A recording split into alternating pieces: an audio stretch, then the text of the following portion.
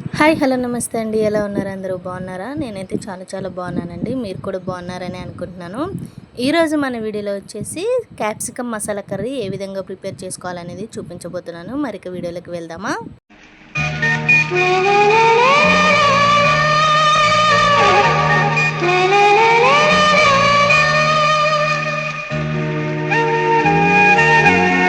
దీనికోసం ముందుగా stove on చేసుకొని దానిపైన ఒక బాండీ పెట్టుకోండి. అదేవిధంగా ఈ బాండీ అనేది కొంచెం వేడెక్కిన తర్వాత అందులోకి 2 స్పూన్లు పల్లీలు వేసుకొని ఈ విధంగా దూరగా వేయించుకోవాలి. ఈ పల్లీలు అనేది లైట్గా వేగిపోయిన తర్వాత 3 ఎండుమిర్చీలు, 2-3 లవంగాలు, అలాగే 1 ఇంచు దాల్చిన చెక్క వేసుకొని ఈ విధంగా దూరగా ఫ్రై చేసుకోవాలి. ఒకవేళ మీ దగ్గర ఎండు కొబ్బరి ముక్కలు కానీ పచ్చి కొబ్బరి కానీ ఉంటే ఎండు కొబ్బరి ముక్కలు కానీ పచ్చి కొబ్బరి ముక్కలు కానీ వేసేసుకోవచ్చు. మనం ఎండుమిర్చి వేసేటప్పుడే వేసుకోవచ్చు అండి. నా దగ్గర కొబ్బరి పొడి ఉంది, నేను అది వేసుకుంటున్నాను కాబట్టి లాస్ట్లోని ఇవన్నీ వేగిపోయిన తర్వాత స్టవ్ ఆఫ్ చేసేనాక ఈ కొబ్బరి పొడి అనేది యాడ్ చేసుకొని ఒకసారి బాగా కలుపుకొని ఇవన్నీ కూడా ఒక చిన్న మిక్సీ జార్లోకి తీసేసుకోవాలి.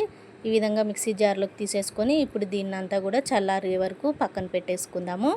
ఇప్పుడు ఈ కర్రీలో కావాల్సిన వెజిటేబుల్స్ అనేది కట్ చేసుకోవాలండి. నేను ఇక్కడ 2 పెద్ద సైజు క్యాప్సికంలు, 2 పెద్ద టమాటాలు, ఒక పెద్ద ఆనియన్, అలాగే 2 పెద్ద పచ్చిమిర్చిలు తీసుకున్నాను. ఇప్పుడు వీటన్నిటిని కూడా కట్ చేసేసుకుందాము.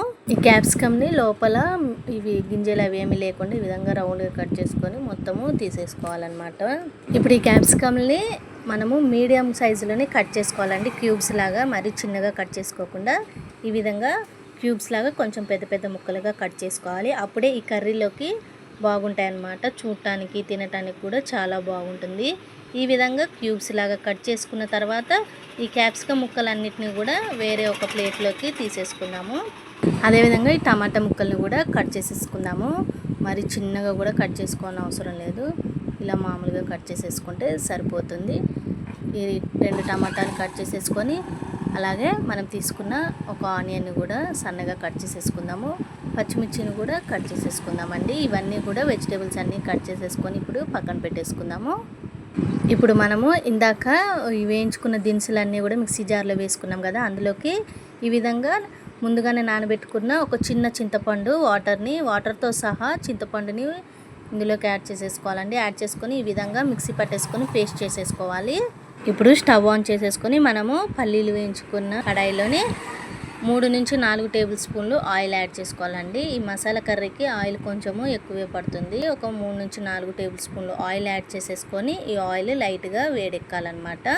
ఇప్పుడు దీంట్లోకి ఒక చిన్న బిర్యానీ ఆకు, అలాగే ఒక 3 లవంగాలు, 1 ఇంచు దాల్చిన చెక్క యాడ్ చేసుకొని ఇవి లైట్గా ఫ్రై అయిపోయిన తర్వాత మనం ముందుగానే కట్ చేసుకున్న ఆనియన్ పచ్చిమిర్చి ముక్కలను కూడా ఇందులోకి యాడ్ చేసేసుకోవాలి. యాడ్ చేసుకొని ఒకసారి బాగా కలుపుకొని ఈ విధంగా ఆనియన్స్ ముక్కలు అనేది ట్రాన్స్పరెంట్గా అయ్యే వరకు మంచిగా ఫ్రై చేసుకొని ఇప్పుడు ఒక 1/2 స్పూను పసుపు యాడ్ చేసుకోవాలి. పసుపు యాడ్ చేసుకొని ఒకసారి బాగా కలుపుకొని ఈ ఆనియన్స్ పచ్చిమిర్చి కూడా గోల్డెన్ కలర్లోకి వచ్చే వరకు ఫ్రై చేసేసుకుందాము.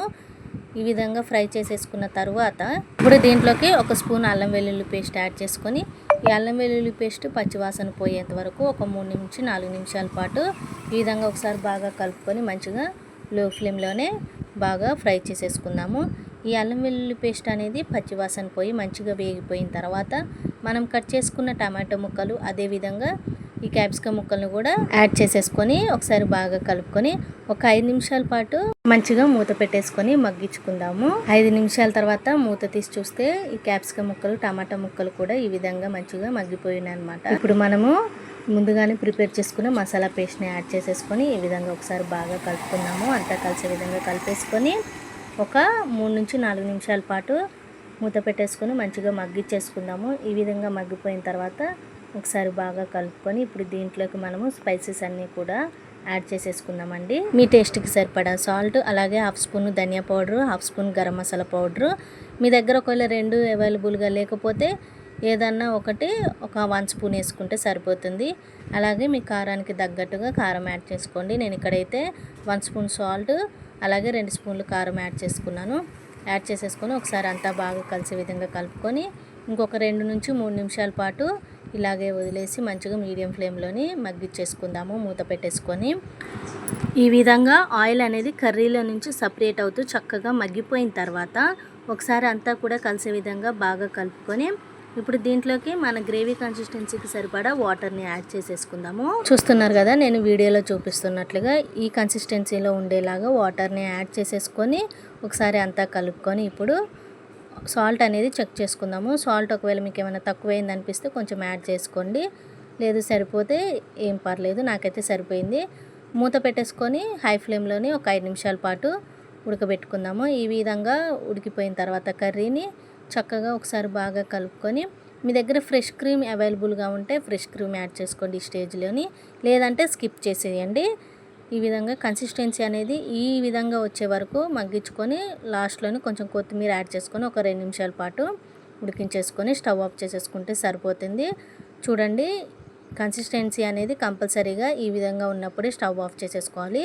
అప్పుడే మీకు కర్రీ అనేది కొంచెం చల్లబడిన తర్వాత మంచిగా దగ్గరకు వస్తుంది అన్నమాట గ్రేవీ అనేది.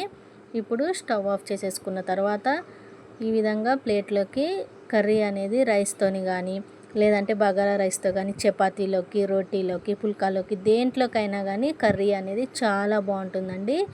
ఈ క్యాప్సికమ్ మసాలా కర్రీ ఒక్కసారి మీరు ప్రిపేర్ చేసుకొని మీ ఇంట్లోని ట్రై చేసి చూడండి. ఎంతో టేస్టీగా ఉంటుంది. మళ్ళీ మళ్ళీ చేసుకొని తింటారు, అంత బాగుంటుంది. పిల్లలు కూడా వద్దనకుండా తింటారు. మరి ఇంకెందుకు ఆలస్యం, మీరు కూడా మీ ఇంట్లోని ట్రై చేసి ఎలా వచ్చిందో కామెంట్ చేయడం అస్సలు మర్చిపోకండి. థ్యాంక్ యూ ఫర్ వాచింగ్ అండి. నా వీడియో కనుక మీకు నచ్చినట్లయితే దయచేసి లైక్ చేయండి. ఎవరైనా కొత్తగా చూస్తుంటే సబ్స్క్రైబ్ చేయండి.